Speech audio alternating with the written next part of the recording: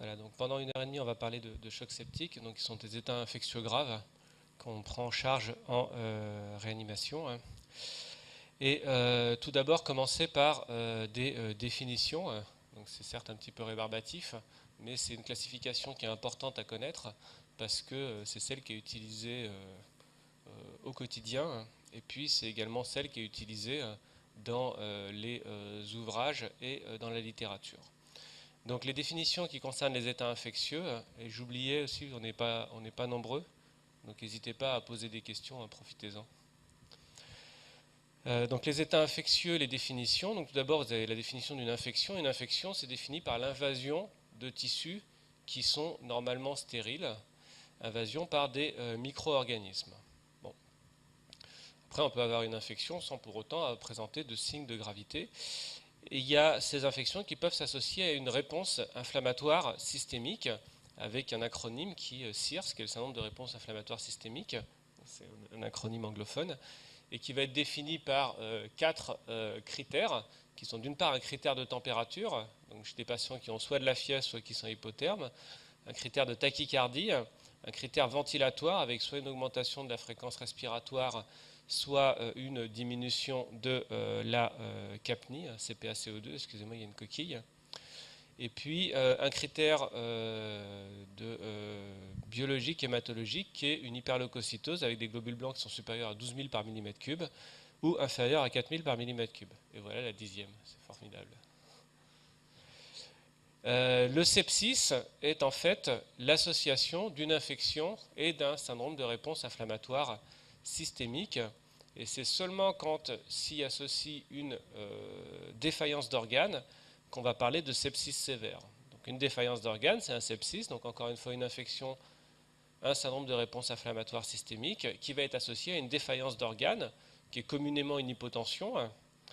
Donc soit une pression artérielle systolique qui est inférieure à 90 mm de mercure, soit qui est diminuée de 40 mm de mercure par rapport à la pression artérielle habituelle, ou alors une autre défaillance d'organes qui peut être une acidose lactique, hein, qui va témoigner d'un fonctionnement en anaérobiose des tissus, une oligurie qui témoigne d'un défaut de perfusion rénale, ou alors également une altération des fonctions supérieures. Et cette altération des fonctions supérieures peut aller de simple confusion jusqu'à de réels troubles de conscience.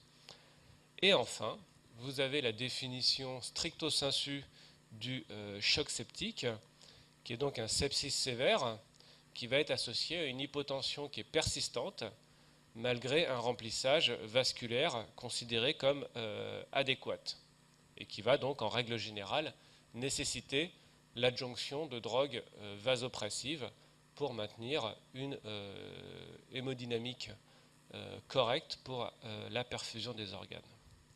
Donc voilà les définitions, et c'est des définitions importantes que vous devez connaître, parce qu'encore une fois, ce sont celles qui sont pertinentes cliniquement et qui sont également pertinentes dans les ouvrages et dans les textes que vous allez lire sur le sujet. Alors, ce qu'il faut savoir également, c'est que le fait d'avoir un CIRS, donc un syndrome de réponse inflammatoire systémique, n'est pas spécifique d'une infection. Et on peut rencontrer des CIRS dans différentes situations et différents états inflammatoires aigus en réanimation, parce que ces critères-là, donc de CIRS, la température, la tachycardie, l'hyperventilation et les modifications de la leucocytose, sont des variables qui vont être modifiées par différents états inflammatoires aigus, par exemple le polytraumatisme. Tout état de choc, même non septique, peut s'accompagner d'une réponse inflammatoire systémique. Et dans ce cas-là, le trigger, le déclencheur de l'état inflammatoire n'est pas une infection, mais va être un autre déclencheur. Par exemple, le patient qui fait un arrêt cardiaque sur la voie publique, ça va déclencher, il va être réanimé, certains vont survivre, et ça va déclencher une réponse inflammatoire systémique. Et de la même manière, l'accident de la route avec le motard qui rencontre le platane, ça va induire des dégâts tissulaires importants. Ces dégâts tissulaires vont induire une réponse inflammatoire qui va se traduire par des manifestations de CIRS qui ne sont pas, encore une fois, spécifiques d'une infection. Donc le choc septique, les aspects cliniques sont importants. Il y a d'une part des signes qui sont communs à tous les états de choc, et d'autre part des signes particuliers qui peuvent vous orienter, dans ce cas-là, vers une étiologie infectieuse. Donc les signes communs aux états de choc, je ne vais pas rentrer dans les détails parce que c'est quelque chose que vous allez revoir in extenso l'an prochain, mais c'est d'une part une insuffisance circulatoire avec l'hypotension, une modification des téguments qui témoignent d'une hypoperfusion au niveau de la peau, avec d'une part d'une peau qui est froide, une cyanose des extrémités, et puis des marbrures qui prédominent en général au niveau des genoux, mais qui peuvent être tout à fait diffuses, des manifestations respiratoires avec la polypnée, des sueurs, une tachycardie, l'oligurie que vous allez avoir du mal à quantifier lorsque vous prenez initialement en charge votre patient, mais qui va être un élément évolutif qui va être extrêmement précieux dans le suivi de votre patient. Et puis encore une fois, des troubles neurologiques qui peuvent aller de la simple confusion à de troubles de conscience parfois profonds. Donc ça, c'est des signes qui sont communs aux états de choc, et en aucun cas ils ne sont spécifiques d'une origine infectieuse. Après, il y a des choses, des petits signes qui peuvent vous orienter préférentiellement vers une étiologie septique, en sachant que ces signes-là peuvent également être mis en défaut. Ils n'ont pas une spécificité de 100%, mais néanmoins des patients qui sont très fébriles, avec des frissons qui sont intenses, parfois des patients qui sont très hypothermes, ça va vous orienter vers une étiologie plutôt infectieuse. Ce qui est assez caractéristique quand on interroge les patients et lorsqu'ils sont capables de vous donner des réponses appropriées, c'est la présence de myalgie souvent intense avant qu'ils arrivent à l'hôpital. Et puis également un signe important, c'est le purpura échymotique extensif, qui est caractéristique d'une forme de choc septique assez particulière qu'on appelle le purpura fulminans, qui est essentiellement lié au méningocoque, mais qu'on peut rencontrer dans des chocs septiques à d'autres bactéries très virulentes, par exemple dans les pneumococcis, ou alors dans des staphylococcis, des patients qui font des infections à staphylocoque doré, typiquement des toxicomanes qui sont injectés une forte charge bactérienne. Et donc le purpura fulminans, c'est cette maladie-là. Je vous montre les photos parce que je pense que c'est important de vous graver le tableau de cette maladie dans la tête. Donc c'est un choc septique, c'est une septicémie, donc le plus souvent à méningocoque, qui touche préférentiellement les enfants et les adultes jeunes, et qui va se traduire par des manifestations, outre l'état de choc et la défaillance multiviscérale, par des manifestations cutanées extensives qui sont liées en fait à une coagulation intravasculaire disséminée, intense. Et donc ça va aboutir à des lésions nécrotiques au niveau de la peau, telles que celles que vous pouvez voir sur ces photos. Et sur la photo en bas à droite, vous voyez par exemple un enfant qui a eu une nécrose complète des extrémités. C'est-à-dire que globalement, là, sous la cuisse, il n'y a plus rien de viable. Donc c'est des tableaux qui sont absolument dramatiques, qui vont finalement le plus souvent aboutir au décès des patients, mais il y a, avec les performances, on va dire, de la réanimation, il y a certains patients qui s'en sortent, et pour ceux qui ont des nécroses des extrémités, ça va se traduire par des amputations et qui vont être évidemment extrêmement délabrantes.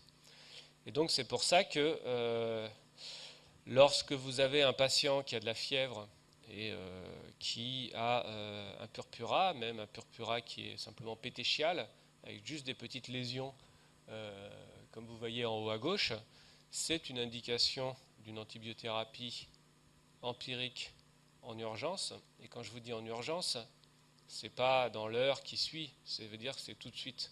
Parce que là, on est dans une pathologie qui est galopante et pour laquelle chaque minute de retard à l'antibiothérapie va compter.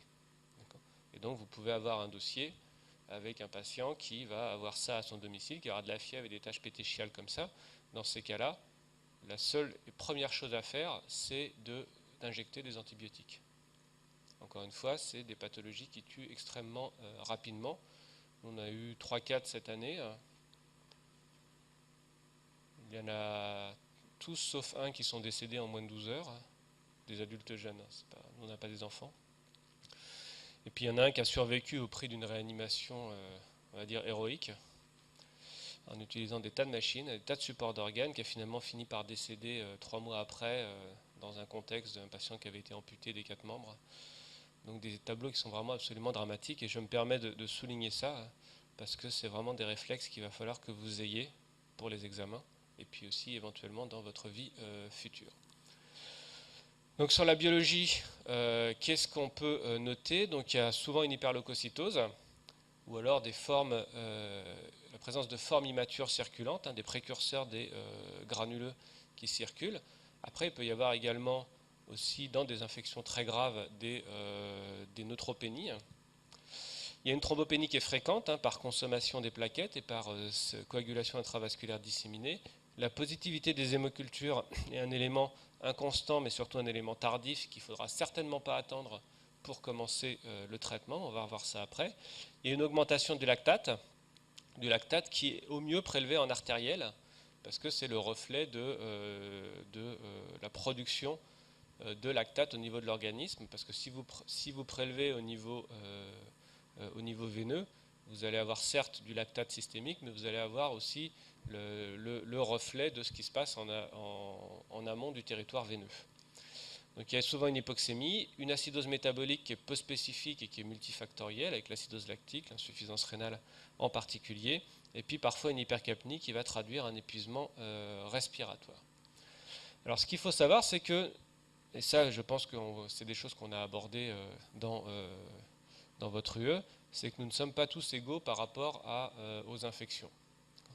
Il y a des gens qui ont votre âge, et des jeunes filles qui sont en parfaite santé, qui vont faire brutalement, par exemple, des pyélonéphrite extrêmement sévères avec un choc septique et qui vont se retrouver en réanimation, alors que la plupart des gens à votre âge ne font pas ça. Donc quelles sont les variations, quels sont les facteurs qui peuvent expliquer une susceptibilité accrue aux infections et en particulier aux chocs septiques? Il y a d'une part l'intensité et la nature de l'agression initiale. On sait qu'il y a certaines bactéries qui sont très virulentes, et puis on sait aussi qu'une charge bactérienne très importante, même chez quelqu'un de parfaitement immunocompétent, va aboutir à une infection grave. Et donc typiquement, c'est ce que je vous disais tout à l'heure, c'est des toxicomanes qui vont s'injecter quelque chose en intraveineux qui va être contaminé par une quantité importante de bactéries. Et puis il y a le très important, et le plus important probablement, en tout cas à l'heure actuelle, c'est le terrain du patient. Évidemment, ce n'est pas la même chose de faire une infection sévère à 90 ans que de faire une infection sévère à 25 ans. On n'a pas les mêmes mécanismes de défense immunologique, on n'a pas le système immunitaire qui est aussi performant à 90 ans qu'à 25 ans, et puis on n'a pas non plus les organes qui permettent de faire face à une agression supplémentaire lorsqu'on a 90 ans par rapport à quand on a 25 ans. Et donc ce qui est très important également, ce sont les comorbidités, puisqu'il y a un certain nombre de pathologies chroniques qui sont susceptibles de moduler l'évolution d'une infection. Il y a des patients qui ont des insuffisances d'organes, comme des insuffisances hépatiques ou des insuffisances rénales. Par exemple, la cirrhose est un facteur de risque très important de faire des infections, parce que le foie est un organe qui est très important, d'une part pour fabriquer des molécules qui vont nous aider à combattre les infections, et d'autre part, le foie est un excellent filtre avec, pour les bactéries en particulier, avec des cellules que vous connaissez, dont vous avez entendu parler, qui sont les cellules de Kupfer, qui sont des macrophages qui, au niveau hépatique, vont être capables de participer à la clairance du pathogène. Le diabète, qui est un facteur de risque très important d'infection aussi, parce que l'hyperglycémie chronique va moduler les fonctions des polynucléaires neutrophiles. Et puis d'une manière générale, toute dysfonction d'organes chroniques va être susceptible d'augmenter la gravité des infections, parce que vous avez cet organe qui ne peut pas s'adapter à une demande supplémentaire, ou qui est plus susceptible à des dégâts. Typiquement, si vous avez un insuffisant respiratoire chronique, et qu'il fait une infection pulmonaire, le retentissement va évidemment pas être le même que pour quelqu'un qui a des poumons qui sont parfaitement sains. Et puis il y a des tas de choses qu'on ne comprend pas, en tout cas qu'on essaye de comprendre. et que malgré tout on comprend quand même un petit peu mieux, c'est qu'il existe des polymorphismes fonctionnels. Sur le plan génétique, nous n'avons pas les mêmes capacités de défense contre les infections. Et donc depuis une vingtaine d'années, il y a beaucoup de travaux qui ont identifié des mutations génétiques, en tout cas des polymorphismes qui jouent sur la fonction de protéines et de médiateurs de l'inflammation, qui vont être susceptibles de conférer un risque supplémentaire d'infection à certaines personnes.